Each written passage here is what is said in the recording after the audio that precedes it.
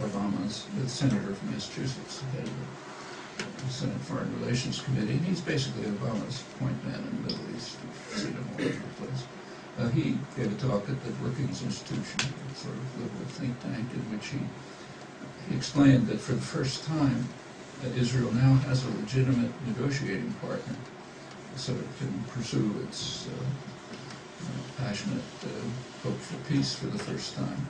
The legitimate negotiating partner is the Palestinian Authority, and the reason they became legitimate, Kerry explains, is because they now have a military force which can control the population, namely the Dayton Army. And he points to their success. The main success story was during the U.S.-Israeli invasion of Gaza, when they anticipated that there might be protests in the West Bank over the atrocities being carried out there, but there weren't any, because the Dayton Army was able to suppress them.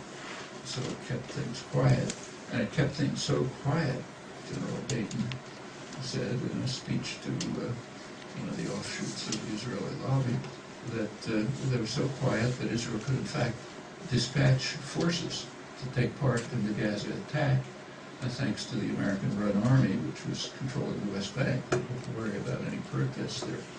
So that's a real success, very much like the success in the Philippines a century ago, the successes under the U.S.-imposed National Guards in Haiti, the Republic, Nicaragua, and other neo-colonies. And now Palestine can look forward to that same auspicious fate, and we can praise ourselves for having created an army which can control the population so effectively that they can't even protest the major slaughter going on in the other part of Palestine. Well, I say the other part of Palestine, but U.S.-Israeli policy since Oslo, since 1991, one crucial component of it has been to separate Gaza and the West Bank, treat them totally separately, break them up. That's one of the ways to prevent the recognition of any authentic Palestinian nationalism. I mean, if Gaza is part of the West Bank, as of course it is under international law, that means that a Palestinian state would actually have access to the outside world, would have a seaport, for example, and that's dangerous. You want them to be completely controlled, by the Jordanian dictatorship on one side and by the U.S.-backed Israel on the other side, whoever comes out there. So you got to separate them from Gaza, and that's been done pretty effectively. The Israeli analyst who's written most extensively and fully about this is Amir Hatz, a very fine journalist who writes for Haaretz. And yes, that's major policy. But now that's succeeding with, in particular, by pursuing the Philippine model with the Dayton Army as the core of the analog of the Philippine constabulary. And, pretty good life for the elite in Ramallah. Well, that's the third alternative, going back to the options for the Palestinians. One of them is a two-state settlement. The other is not what is being proposed, a one-state settlement and an anti-apartheid struggle. There's the slightest indication that anything like that will ever happen. There's no support for it anywhere, and the U.S. and Israel would never accept it. But the third option, the real one, is continuation of exactly what's being done. Now, what's being done is not a secret. Actually, Prime Minister Ehud Olmert outlined it to a joint session of Congress a couple of years ago to rallying applause. It's what he called convergence. It's now been expanded. But convergence means Israel takes over everything that's of any value, takes over everything with this, what's called the separation wall. It's actually an annexation wall, which is completely illegal. There's no question about that. Go through the details if you want, but nobody doubts that it's illegal. Israel take over everything. In fact, Israel accepts that. Everything inside the separation wall, the annexation wall, which happens to include the sources of water in the region. The main source of water lie under that, the West Bank aquifer. And it also includes the pleasant suburbs of Jerusalem and Tel Aviv. So Israel takes that. It takes over the Jordan Valley, third of the country of Palestine. The 22% that's left for Palestine, Israel will take over that. That imprisons the rest, small arable land. Palestinians are now pretty much kept out of it. And in the remaining territory, Israel has established several corridors which just cut through it. So the main one is what's called Jerusalem is actually way bigger than Jerusalem. It was illegally annexed by Israel. It's, I think it's 5 times the size of Jerusalem. Israel takes over all of that. And to the east is a corridor extending through the town of Moaist, which was established in the 1970s, but mainly built with Clinton's support under the Oslo Agreement. And the purpose of that corridor is to bisect the West Bank. It reaches almost to Jericho, which would be left to the Palestinians, and the rest is just desert. And then to the north, there are a couple of other corridors which cut through the rest. So what you end up with is what the architect of the policy, Ariel Sharon, called Bantustans, separated cantons, all separated from Gaza. And Sharon's description was quite unfair because they're worse than Bantustans, for the reason I mentioned. South Africa had to sustain the Bantustans. Israel has no interest in sustaining these cantons. For them, it can follow the Dayan proposals. We have nothing to offer you. You can live like dogs. Leave if you can. And many are leaving, especially the more wealthy Christian populations. But some would be left in the neo-colonies for New York Times reporters to write travelogues about how wonderful this has been done recently. That leaves nothing for the Palestinians when they don't. Can they call it a state? Yeah, they can if they like. In fact, the first Israeli prime minister to accept the notion of the Palestinian state was in fact Benjamin Netanyahu, the current prime minister. That he took office for the first time in 1996, replacing Shimon Peres, who's regarded here as the great Doug. Peres left office in 1996, informing the press that there will never be a Palestinian state. Right after that, Netanyahu came in. He's condemned as super hawk, and his Minister of Information was asked at a press conference. He said, "Look, you're going to leave fragments here and there of the Palestinians. What do you do if they decide to call them a state?" He answered, "Well, yeah, they can call them state if they like, or they can call them fried chicken. We don't care. Either will do." So that's the first Israeli recognition of the possibility of Palestinian self-determination. A couple years later, the Labour Party said pretty much the same thing. And yeah, that is the action. The realistic option, if nothing is done, is to pursue present policies and end up by leaving what's left of the Palestinians as fried chicken. That's the option, not one state, not an anti-apartheid struggle, not a civil rights struggle. That's all pipe dreams, pie in the sky. Well, is there any other alternative? Well, the first option, two-state settlement. There are a lot of problems in the world where it's hard to think of a solution, even to conjure one up. But in this case, it's remarkably easy to conjure one up. It's there. And furthermore, there's overwhelming international support for it, supported by international law. It has one barrier. The U.S. won't accept it. That's it. It's been sitting there since 1976, not moved.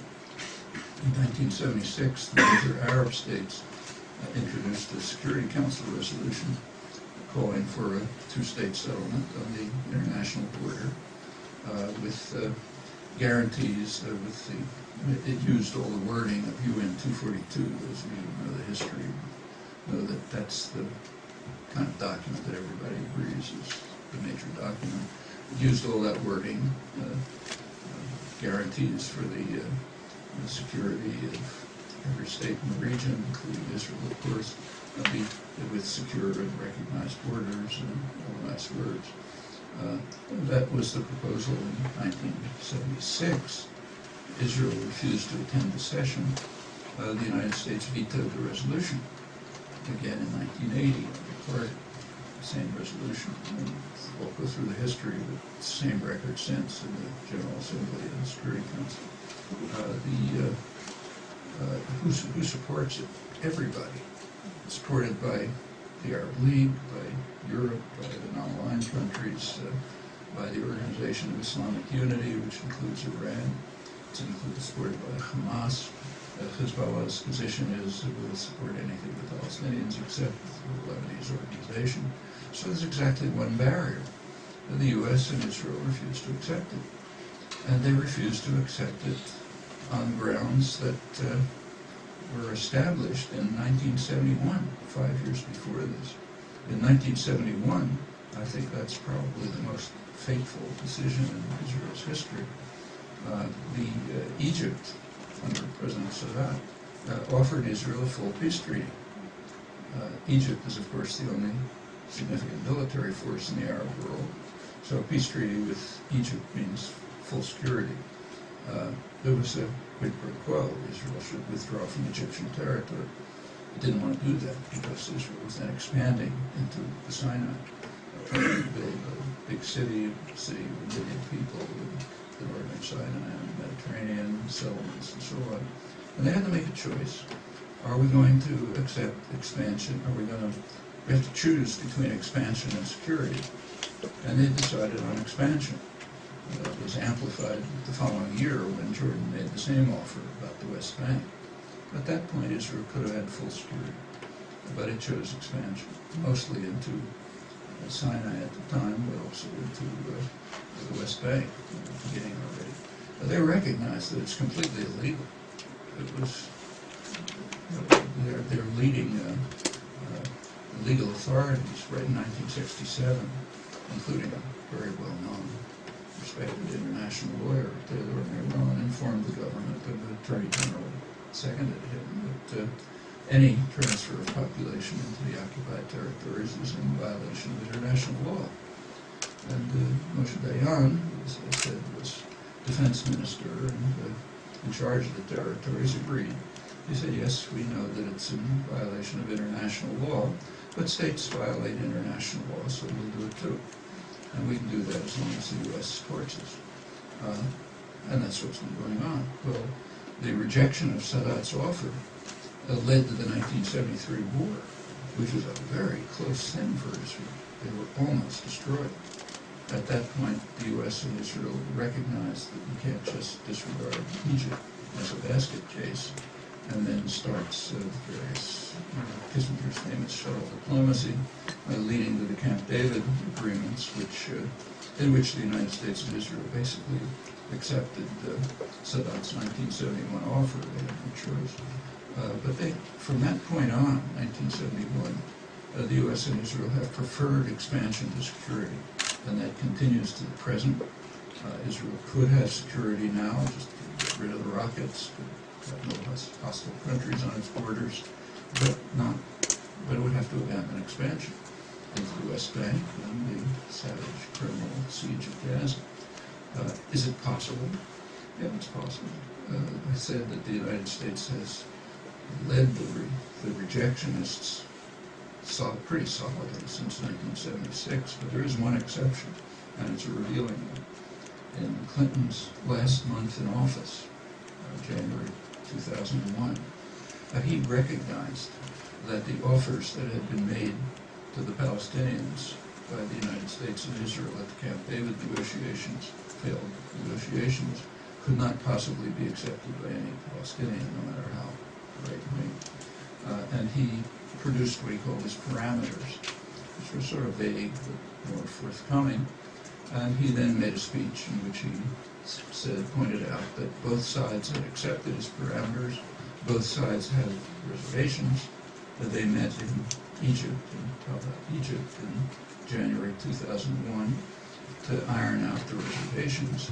And we have detailed information about those negotiations. Most of it comes from high-level Israeli sources, a lot of it's in Hebrew, but there's plenty in English if you want to find it out. no debate about it. They came very close to a settlement. In fact, in their final press conference, the two sides jointly announced that if they had a couple of more days, they probably could have settled everything, all the details. Well, Israel called off the negotiations prematurely. In the end of that, a lot has happened in 2001, but that single event is pretty instructive. It indicates that if a U.S. president was willing to tolerate a political settlement, it could probably be reached. Will that happen? Well, so far there isn't the slightest indication of it. Obama is more, at least as extreme as George W. Bush, maybe more so. But there are some fissures developing, and they're interesting and worth watching. One thing is that the American population, including the American Jewish population, especially younger Jews, are just not willing to support what's going on any longer. It's too inconsistent with standard liberal values. You see it in polls and other indications, so kind of withdrawing from it. I mean, the Christian Zionists are a huge group. They support it no matter what. Those who have the memory of the U.S. settler colonialism for them, and sort of normal church support. But elite sectors are beginning to back off, and the American Jewish community is beginning to back off. That's one development. Another one is that for the first time, there's a split in the Pentagon and intelligence. Up until now, they've been strongly supportive of Israel. They regard it as a very valuable ally. The U.S. in high-tech industry has been highly supportive of Israel. The Wall Street Journal is, among major newspapers, is the one that's most pro-Israel, in favor of Israeli expansion. But all of this is beginning to weaken, and there's striking indications of it. You've probably seen a comment by David Petraeus, sometimes called Lord Petraeus in the United States, a great genius who's now the head of the Central Command. He made some comments a couple of months ago about how the U.S. now has forces, armies in the field in several countries of the region, Afghanistan, Iraq, this all happened next to Iran. It's just dangerous for those forces in the field if Israeli intransigence, meaning U.S.-Israeli intransigence, creates problems among the population that endangers our forces. He was told to shut up, so he quickly withdrew his statements. But others have been repeating. One of the highest officials in U.S. Middle East intelligence, Bruce Riedel, was the man who ran Obama's Afghanistan campaign. He repeated pretty much the same statements. Others have done so too. It got to the point where Martin Indyk, who was Clinton's ambassador to Israel, the guy who has his roots come right out of the Israeli lobby, he actually had an op-ed in the New York Times warning Israel that they shouldn't take the U.S. for granted. The U.S. policy could shift. Israel's, the head of the Mossad in Israel, Mayor Dagan, in Israel, warned the government that they're treading on thin ice. If they push too far, they might lose U.S. support, which of course would be lethal for them. That's developing, and there's a history which is worth paying some attention to. I'll finish with that briefly. There are a lot of comparisons drawn between Israel and South Africa, but most of them I don't think amount to much, like the apartheid Pakistan comparison. I don't think it works for the reasons I mentioned. But there is one comparison which isn't discussed, which I think is worth attention. Back in around 1960, the white nationalists of South Africa were beginning to recognize that they're becoming a pariah state. They're losing global support. They're being voted down in the United Nations by a big majority of the former colonies and so on, losing some European support. And the foreign minister of South Africa called in the U.S. ambassador to discuss it with him. And he said, yes, we're becoming a pariah state, so they're voting against us in the United Nations. But you and I both know that there's only one vote in the United Nations, yours. and as long as you support us, we'll stand up against the world. And that's exactly what happened. If you look in the following years, anti-apartheid sentiment did increase. By around 1980, even American corporations were pulling out of South Africa in opposition to apartheid.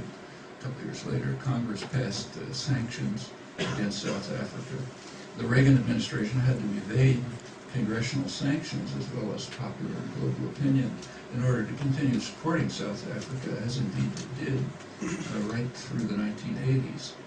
The pretext was the War on Terror. In 1988, the Reagan administration declared that this is the Pentagon under Colin Powell, incidentally, declared that the African National Congress, Mandela's ANC, was one of the more notorious terrorist groups in the world.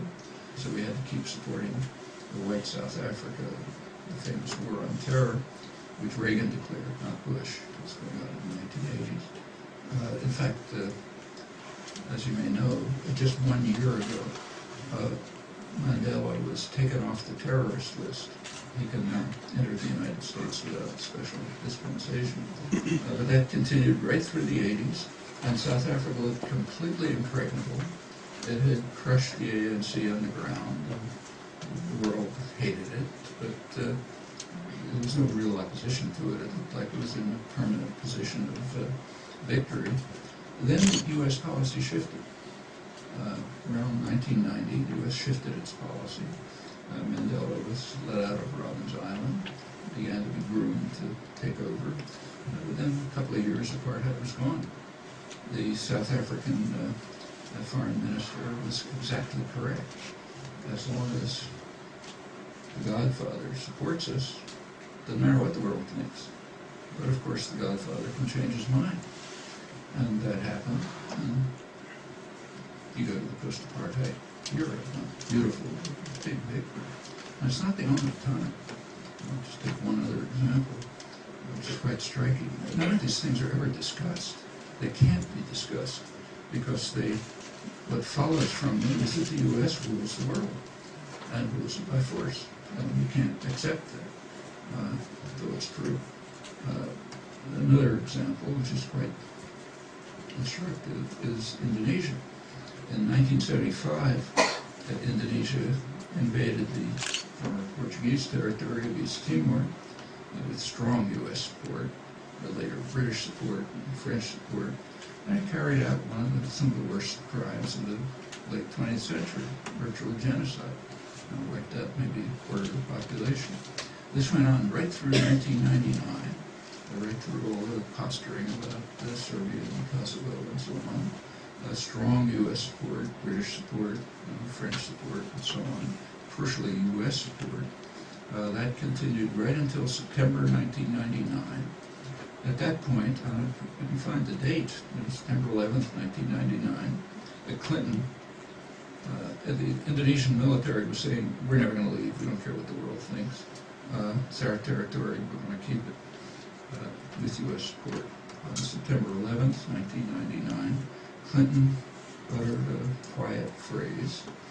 He informed the Indonesian military that the game's over, and they immediately withdrew. He could have done that. The U.S. could have done that 25 years earlier. Incidentally, that now goes into history as a humanitarian intervention.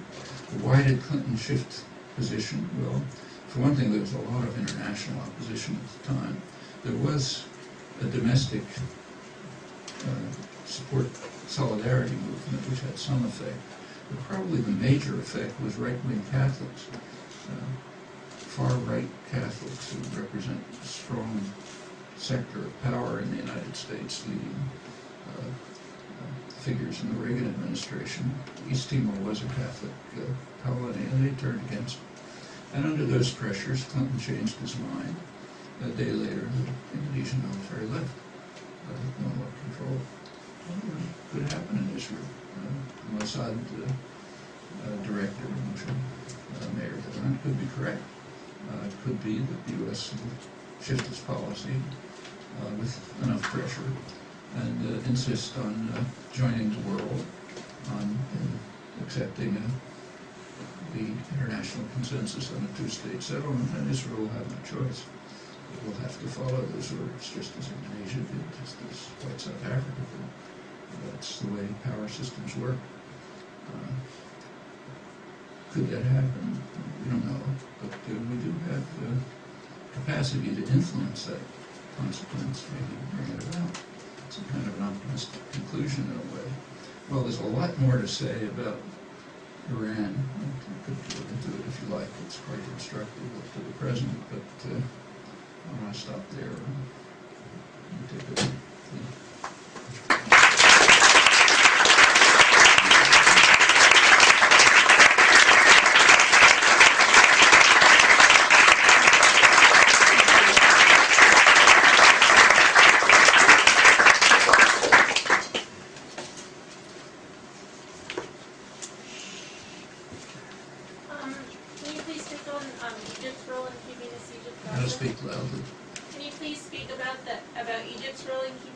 Egypt's role and the steel wall being built.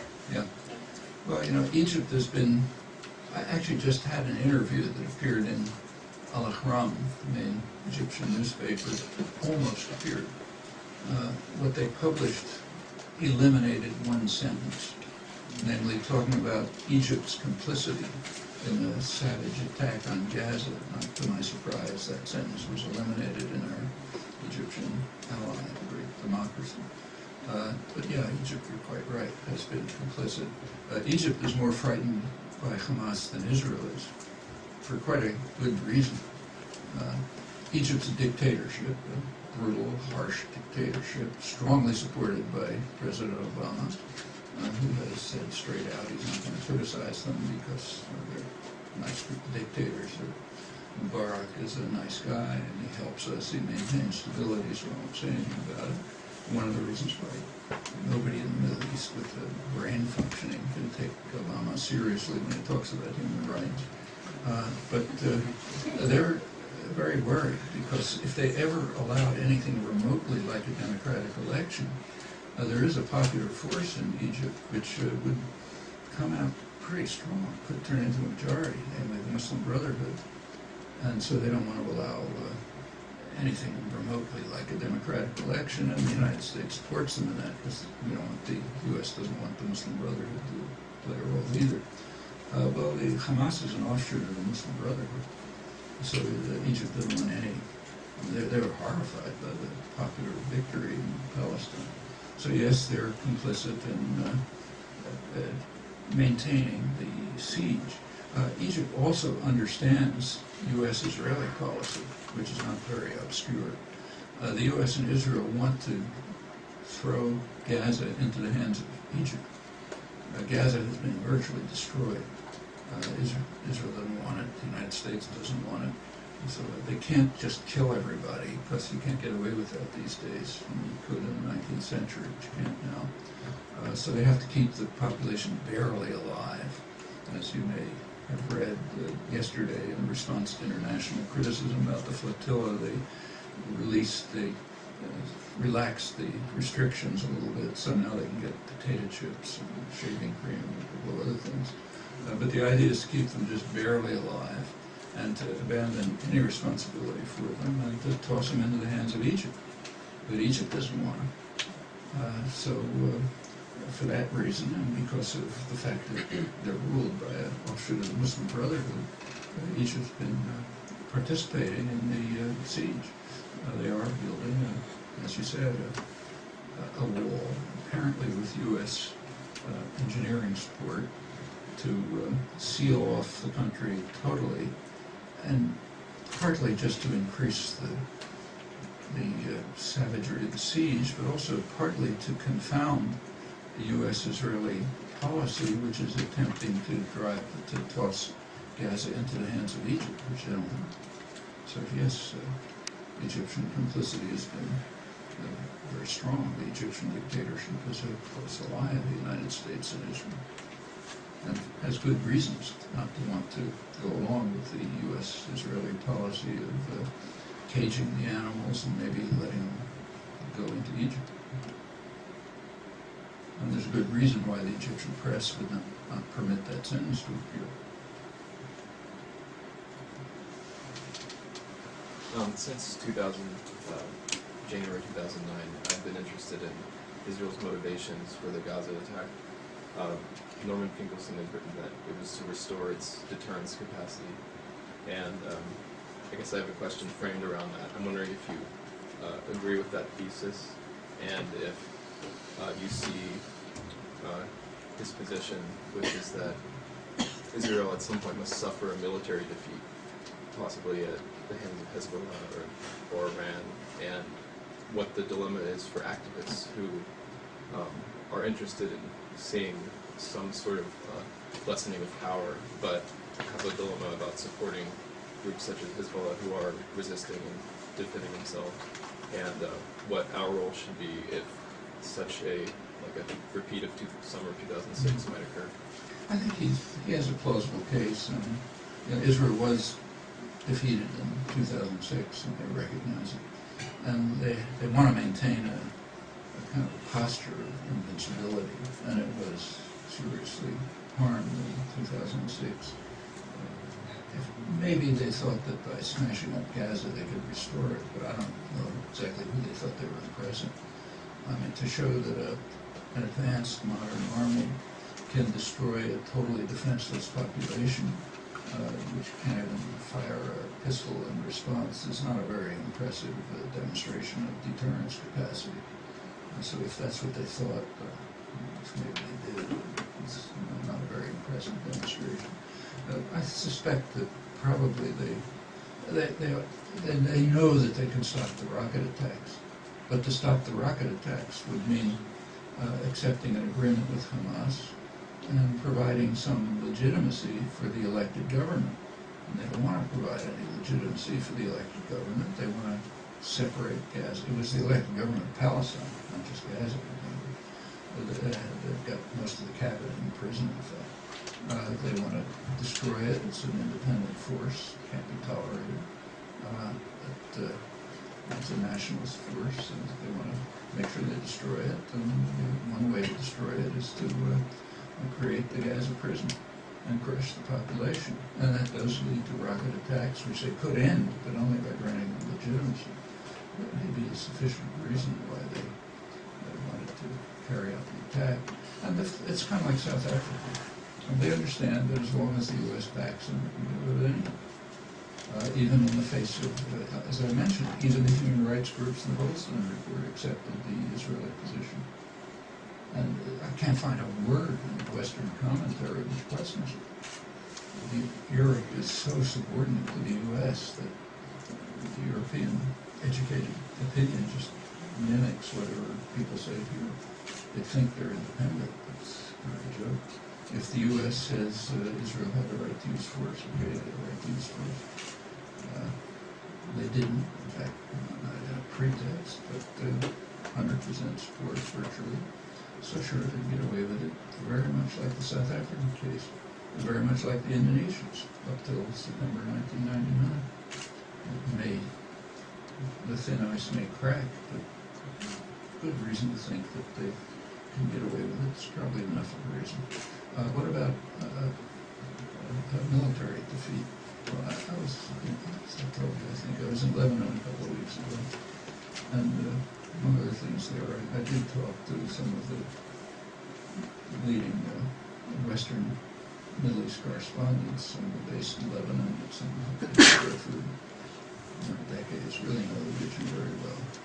And the most significant, the most knowledgeable of them expect a war, and in fact think that both Israel and Hezbollah want a war. Hezbollah wants a war so that it can really show that it can destroy Lebanon. It won't be beaten as it was last time. And also, if Israel decides to, with U.S. backing, to attack Iran, as might happen, they have to destroy Lebanon first, because Lebanon has a deterrent capacity now, Hezbollah. So they may attack. And they think that Hezbollah wouldn't mind that, because they take seriously Hezbollah's claim that they have the capacity to carry out a massive assault against Israel, which would be very destructive. So it could be that there'll be a war and the two of them will destroy each other. It's not impossible. It could happen soon. States don't necessarily act rationally. And Israel in particular is becoming extremely irrational. Paranoid, ultra-nationalist. Take the attack on the flotilla. It's a completely irrational act. I mean, if they wanted to, they could have easily disabled the boats, shoot away their rudders and tow them ashore. They didn't have to attack them. Attacking a Turkish-flagged ship and killing Turks is about the craziest thing they can do from a strategic point of view. I mean, Turkey is their one regional ally. It's been a very close ally since 1958. So antagonizing your one regional ally for absolutely no reason, it's kind of like insanity. And they've done it before. A couple of months earlier, they purposely humiliated the Turkish ambassador in a manner which I don't even think has a precedent in diplomatic history. Well, that's pretty irrational. Their reaction to the Goldstone report was also extremely irrational. They had a much easier way to do it. I mean, even a very minor case, like preventing me from lecturing at a Palestinian university, was a completely irrational act.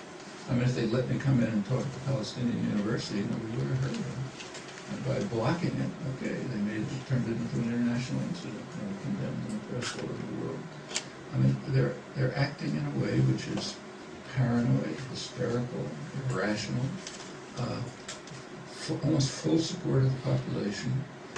Mood is spreading in Israel of the world hates us because the world is anti-Semitic, and what do we care? We're going to stand up against the world.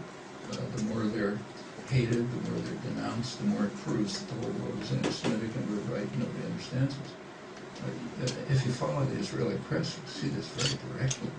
In fact, in today's the English edition, there's a couple articles, and that's the one kind of light of sanity left in the country. There's a couple of articles by correspondents pointing out how we're destroying ourselves by taking this bunker mentality, it's called. We're just heading to disaster. And it's very much like white South Africa in that respect. Their position was, okay, we can withstand the whole world as long as the Mafia Don is backing us up. When it came to the Mafia Don changed its position.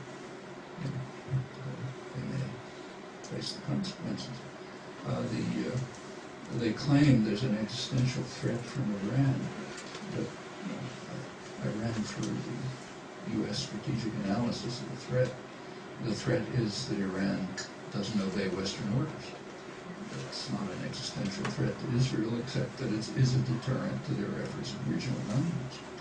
And they may, if they talk themselves into thinking this is an existential threat, they may go all out. But I don't think they do it without U.S. support. And the outcome of that, you can't even think of. I mean, it's not that Iran is that irrational. There's a possible conflict brewing in the region, which is really frightening to think of it. Iran, as you may know, has announced that it intends to send ships to break the Gaza blockade. If that happens, all bets are off. Israel could go berserk. They're a powerful state. They have hundreds of nuclear weapons. They could decide to destroy the region and destroy themselves. Who knows? It's scary. Israel has a doctrine which goes back to the 1950s. They sometimes call it the Samson complex. It's named after the most respected and honored suicide bomber in the world in history, Samson, the first suicide bomber. Those of you who have a good education know that Samson, famous hero, killed a lot of Philistines and so on. He was Delilah cut his hair off, and he lost his strength. And the Philistines captured him and blinded him, but his hair grew back and his strength came back.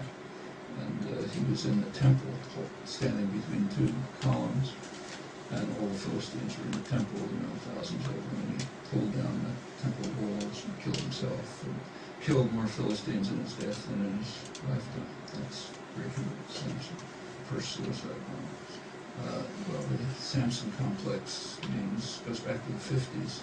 If the world presses us too far, we will go crazy. We'll go crazy. And we'll bring down the temple walls. First we'll get killed too. Who cares? It's part of the psyche, national psyche. It's expanding march. And it's not a joke. It's pretty happy. You talk about the Netanyahu administration's attempt to crush left dissidents in the country.